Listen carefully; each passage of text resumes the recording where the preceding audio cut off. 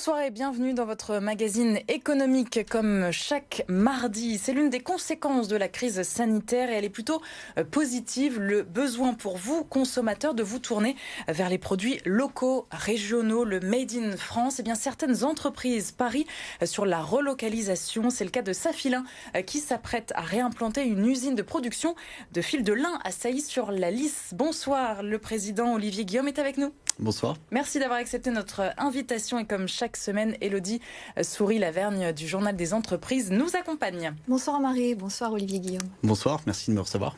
Et on commence comme chaque soir avec quelques chiffres autour de Safilin.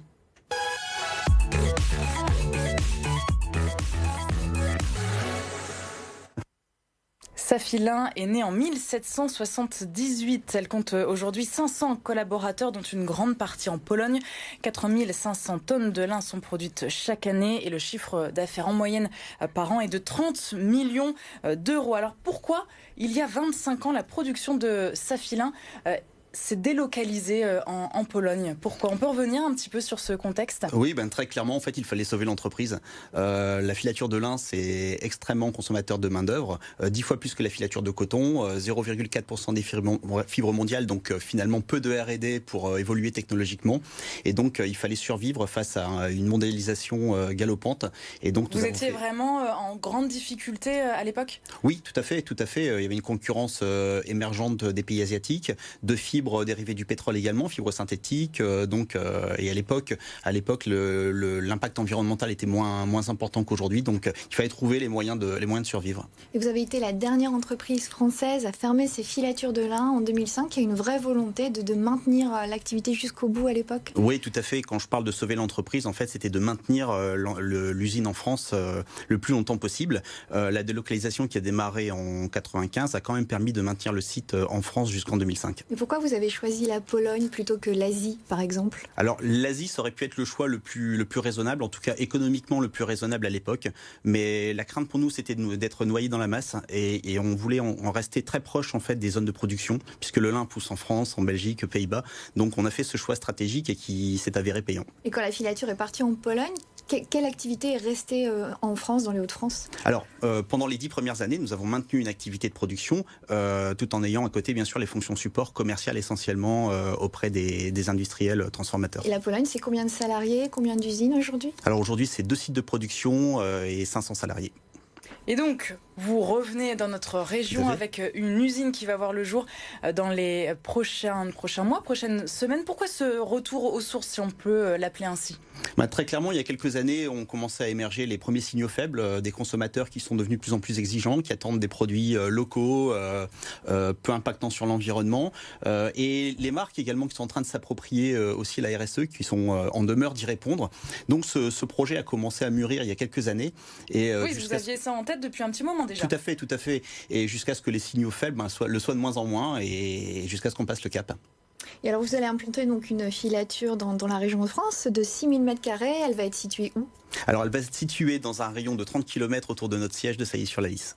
Alors donc c'est à Armentières, Béthune, une grosse ville du coin. Vous n'êtes pas très loin. Par exemple, on aura la réponse bientôt? Dès jeudi, puisque nous signons jeudi, donc par superstition, je préfère ne pas le dire aujourd'hui. Qu'est-ce que ça représente comme investissement? C'est un investissement de 5 millions d'euros. Et vous avez bénéficié du plan de relance de l'État. C'est quelque chose qui a été un déclencheur dans ce projet? Alors ça n'a pas été un déclencheur, puisque je vous dis, ça s'inscrivait dans une vraie stratégie d'entreprise qui était là avant.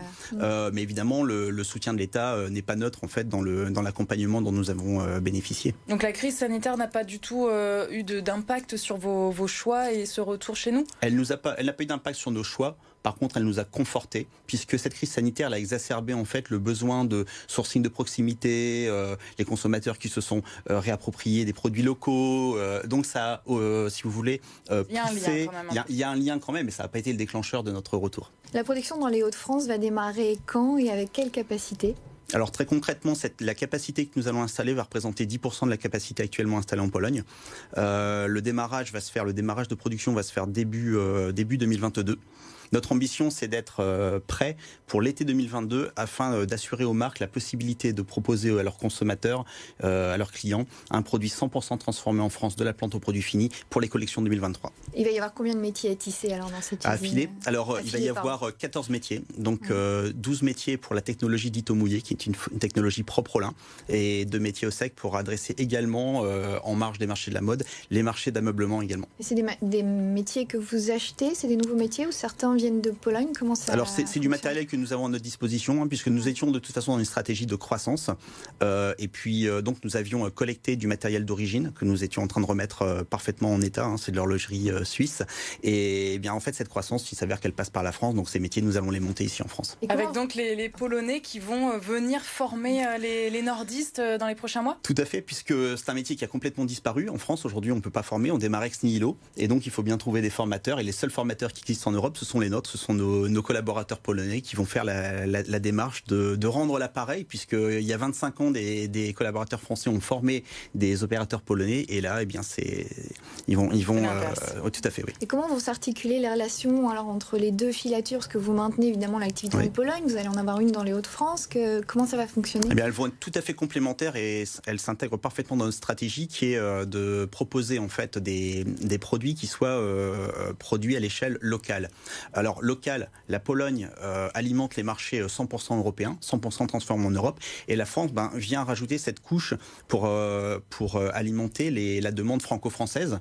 Alors aujourd'hui, on parle d'une demande franco-française, mais également quelques marques nous ont fait le témoignage d'intérêt, notamment de clients japonais qui seraient très intéressés par des produits 100% transformés en France. Et alors, il y a les Hauts-de-France, c'est aujourd'hui 40% de la production mondiale de lin. C'était vraiment indispensable. Vous parliez des clients intéressés, de voir revenir une filature dans les Hauts-de-France. Oui, tout à fait.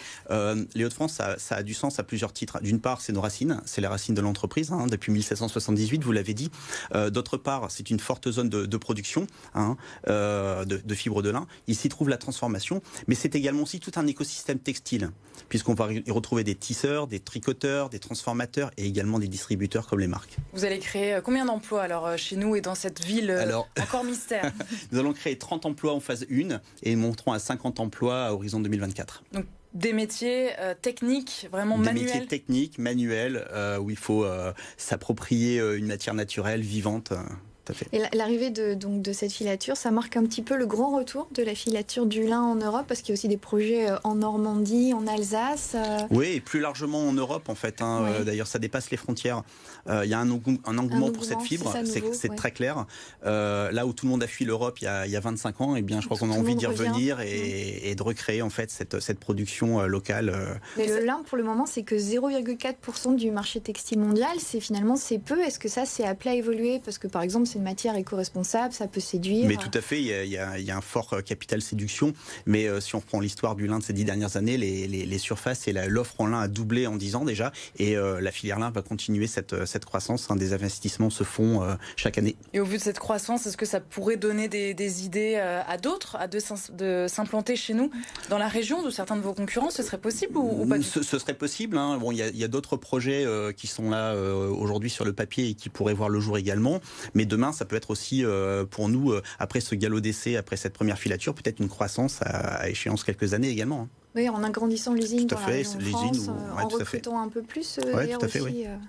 Et techniquement, ça va être compliqué là les travaux pour réimplanter votre usine ou pas? On a du mal à imaginer au niveau logistique comment ça va se goupiller. Techniquement, au niveau logistique, non, c'est pas le plus gros écueil. La principale difficulté, ça va être de former le personnel en démarrant de rien. Donc c'est là où nous avons un gros atout par rapport à vous parler de concurrents, c'est que nous détenons encore le savoir-faire et donc nous serons capables de faire ce transfert de compétences. Oui, parce que sans la formation avec les salariés polonais, vous auriez du mal à recruter. Il n'y a plus les compétences. Il n'y a plus du tout les compétences.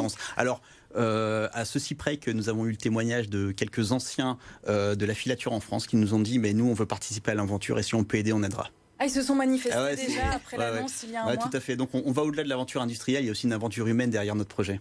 C'est la passion qui parle, c'est Tout à ça, fait. selon Ouais, vous ouais. Moi, j'ai reçu des lettres de motivation qui sont extraordinaires, voire émouvantes. Hein. Et qu'est-ce qu'ils vous disent justement dans ces lettres? Qu'ils ont bien connu l'usine, qu'ils ont envie de recontribuer à la formation, voire même, pourquoi pas, à la production. Donc, il y a quelques témoignages comme ça qu'on a reçus dès les premières annonces. Et avec l'arrivée de votre filature, on peut dire qu'aujourd'hui, on a une chaîne complète du lin dans la région, depuis le champ jusqu'au produit fini, tout à fait. c'est ça? L'ensemble des métiers, de la plante jusqu'au produit fini, peuvent être le produit peut être complètement réalisé en région. Merci beaucoup. Olivier Guillaume, Merci président beaucoup. de Safilin, d'avoir été avec nous. Donc on a hâte de découvrir cette nouvelle usine de filature dans les Hauts-de-France. Vous restez avec nous, on poursuit avec l'actualité du journal des entreprises.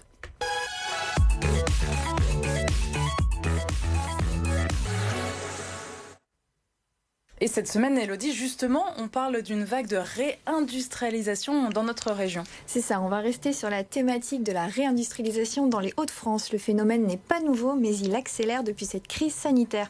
Malgré un climat économique qui reste lourd d'incertitudes, les industriels jouent la carte de la relocalisation, que ce soit dans le textile, l'automobile, l'agroalimentaire ou la santé. La crise a créé des conditions favorables entre le plan de relance de l'État, le regain d'intérêt, on en a parlé pour le Made in France, et un changement de regard sur l'industrie qui est lié à une prise de conscience assez brutale de notre dépendance aux importations. Merci beaucoup Elodie, à la semaine prochaine pour un nouveau numéro donc de votre magazine économique. Et demain, on se retrouve bien sûr pour votre magazine, c'est votre emploi. Cette fois, la crise sanitaire a touché les jeunes, vous le savez, dans leur entrée sur le marché de l'emploi, mais aussi les seniors. Nous allons donc parler de l'emploi des seniors avec Olivier Condelier, président de Compétences et Emploi, association mobilisée en faveur de l'action locale pour l'emploi.